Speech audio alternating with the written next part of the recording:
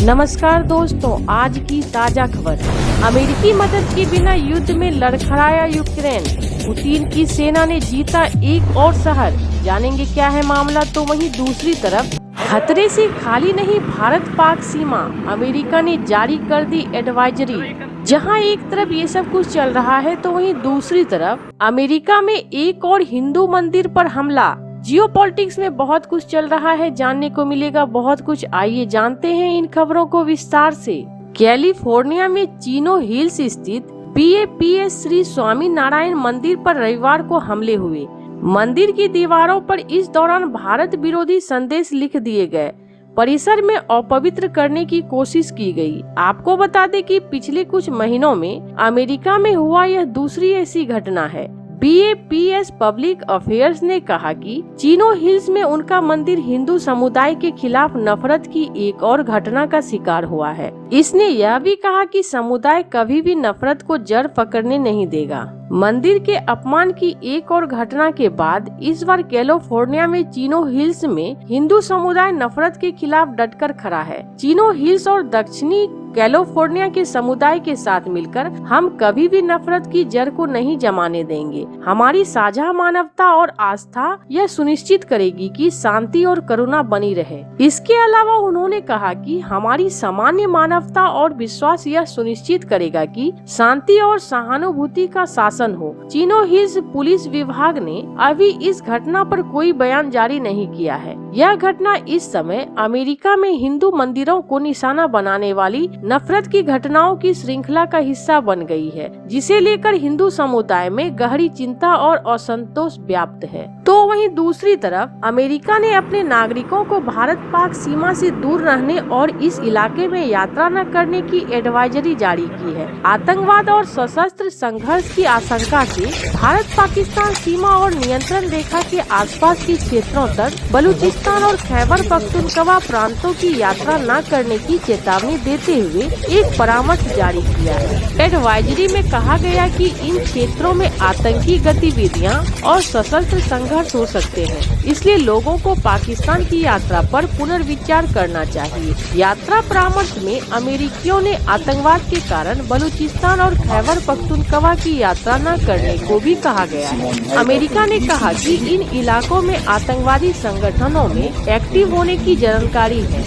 इसके अलावा सीमा पर भारत और पाकिस्तान दोनों तरफ सेना की बड़ी तैनाती है। आपको बता दें कि पाकिस्तान के बलूचिस्तान और खैबर पख्तूनख्वा में आतंकवादी संगठन लगातार कई हमले कर चुके हैं। शुक्रवार को भी पाकिस्तान के बलूचिस्तान में हिंसा की घटना सामने आई है। केच जिले के तुर्बत कस्बे में कुछ अज्ञात हथियारबंद लोगों ने शुक्रवार को देर रात बलूचिस्तान के प्रमुख मौलवी मुफ्ती शाह मीर की गोली मारकर हत्या कर दी थी। पुलिस ने शनिवार को यह जानकारी दी। उन्होंने बताया कि हथियारबंद लोगों ने धार्मिक विद्वान को उस समय निशाना बनाया जब वह रात की नमाज अदा करके बाहर आ रहे थे। मोटरसाइकिल सवार हथियारबंद लोगों ने मुफ्ती शाह मीर पर गोलियां चला दी, जिससे वह गंभीर रूप से घायल हो गए। मीडिया रिपोर्ट के अनुसार उन्हें तुरंत तुर्बत अस्पताल ले जाया गया, जहां उनकी मौत हो गई। कुछ रिपोर्ट के अनुसार मौलवी मीर को कई गोलियां लगी, जिससे उनकी मौत हो गई। मुफ्ती शाह मीर JUIF के करीबी थे। इससे पहले भी 2 बार उन पर जानलेवा हमला किया गया था। यह हमला कुजदार में JUIF के 2 नेताओं की गोली मारकर हत्या के कुछ दिनों बाद हुआ है। जहां एक तरफ ये सब कुछ चल रहा है तो वहीं दूसरी तरफ रूस और यूक्रेन के बीच 3 साल से चल रहे भीषण जंग को रोकने के लिए यूरोप से लेकर अमेरिका तक मंथन कर रहे हैं। दूसरी ओर रूस का यूक्रेन पर हमला रुकने का नाम नहीं ले रहा है। अमेरिका द्वारा सभी प्रकार की सैन्य सहायता वापस लेने के बाद यूक्रेन युद्ध के मैदान में लड़खड़ानी शुरू हो गई है। रूसी सेना सिर्फ यूक्रेन को दहला ही नहीं रही, यूक्रेनी शहरों पर कब्जा भी कर रही है। रूस ने रविवार को दावा किया कि उसने अपने कुर्स्क क्षेत्र के एक हिस्से को अलावा यूक्रेन के एक शहर पर भी कब्जा कर लिया है। रूसी रक्षा मंत्रालय का यूक्रेनी शहर पर कब्जे का दावा हाल ही में अमेरिकी राष्ट्रपति डोनाल्ड ट्रंप के उस बयान के संदर्भ में समझा जा रहा है जिसमें ट्रंप ने यूक्रेनी प्रेसिडेंट व्लादिमीर जेलेंस्की से मुलाकात के दौरान कहा था कि आप पुतिन से हार रहे हैं। ट्रंप का कहना था कि यूक्रेन बिना अमेरिकी मदद के ज्यादा दिन रूस का सामना नहीं कर पाएगा। यहाँ यह भी बताना जरूरी है कि अमेरिका यूक्रेन को सभी प्रकार की सैन्य सहायता रोक चुका है। रूस ने दावा किया है कि उनकी सेना ने यूक्रेन के सुमी क्षेत्र में एक गांव पर कब्जा कर लिया। यह कार्रवाई सीमा पार हमले के तहत की गई, जबकि रूसी सैनिक खुद कुर्स्क क्षेत्र में यूक्रेनी बलों से लड़ रहे हैं। रूसी रक्षा मंत्रालय ने अपने आधिकारिक बयान में कहा कि उसकी सेना ने सुमी क्षेत्र में नोवेनके गांव को मुक्त कर दिया। यह गांव कुर्स्क क्षेत्र के सीमा के पास स्थित है। इस घटना से यह स्पष्ट है कि रूस ने अब यूक्रेन के उत्तरी इलाकों में अपनी सैन्य कार्रवाई तेज कर दी है। दोनों देशों के बीच जारी संघर्ष में यह एक नई और महत्वपूर्ण स्थिति बन गई है। तो वहीं दूसरी तरफ उत्तर कोरिया के तानाशाह किम जोंग उन ने अमेरिकी राष्ट्रपति डोनाल्ड ट्रंप के लिए नई टेंशन खड़ी कर दी है। नॉर्थ कोरिया ने एक खतरनाक पनडुब्बी बनाई है, जो कि अमेरिका और दक्षिण कोरिया जैसे देशों के लिए खतरा मानी जा रही है। इससे अब ट्रंप के अगले कदम या फिर प्रतिक्रिया का इंतजार होने लगा है। हाल ही में उत्तर कोरिया ने पहली बार न्यूक्लियर पावर से चलने वाली पनडुब्बी का अनावरण किया है। उत्तर कोरिया की सरकारी मीडिया एजेंसी ने शनिवार को इस पनडुब्बी की तस्वीरें जारी की, जिसमें इसे परमाणु ऊर्जा से चलने वाली रणनीतिक निर्देशित मिसाइल पनडुब्बी कहा गया है। यह नौसैनिक पोत 6000 टन या 7000 टन श्रेणी की लग रही है, जो लगभग 10 मिसाइलें ले जा सकती है। उन्होंने कहा कि रणनीतिक निर्देशित मिसाइलें शब्द के इस्तेमाल का मतलब है कि यह परमाणु सक्षम हथियार ले जाएगी।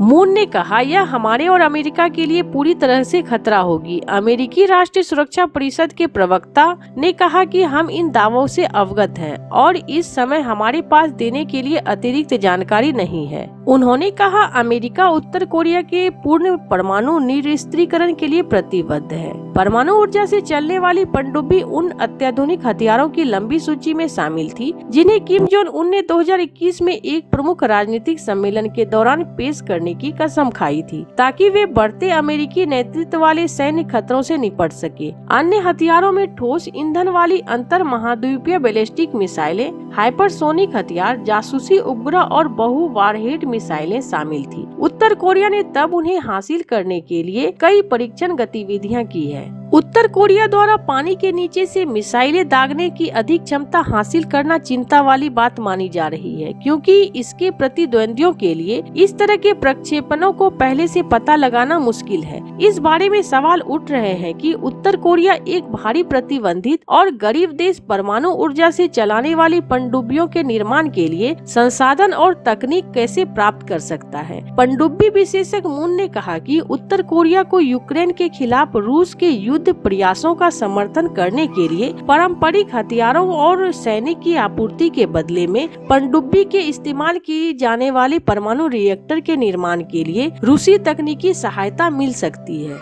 उन्होंने यह भी कहा कि उत्तर कोरिया अपनी वास्तविक तैनाती से पहले अपनी क्षमता का परीक्षण करने के लिए 1 या 2 साल में पनडुब्बी लॉन्च कर सकता है। उत्तर कोरिया के पास दुनिया के सबसे बड़े वेरे में से एक में अनुमानित 70-90 डीजल संचालित पनडुब्बियां हैं। हालांकि वे ज्यादातर पुरानी है, जो केवल टॉर्पीडो और माइंस लॉन्च करने में सक्षम है, मिसाइल नहीं। 2023 में उत्तर कोरिया ने कहा कि उसने अपनी पहली सामरिक परमाणु हमला पनडुब्बी लॉन्च की है, लेकिन विदेशी विशेषज्ञों ने उत्तर की घोषणा पर संदेह किया और अनुमान लगाया कि वह संभवतः 2019 में बताई गई डीजल संचालित पनडुब्बी थी। मून ने यह भी कहा कि इस बात की कोई पुष्टि नहीं हुई है कि इसे तैनात किया गया है। ऐसे आपको क्या लगता है इन सब मामलों में? आपकी क्या राय है? कमेंट कर जरूर बताएं। जल्द मिलते हैं अगले वीडियो में नई खबर के साथ।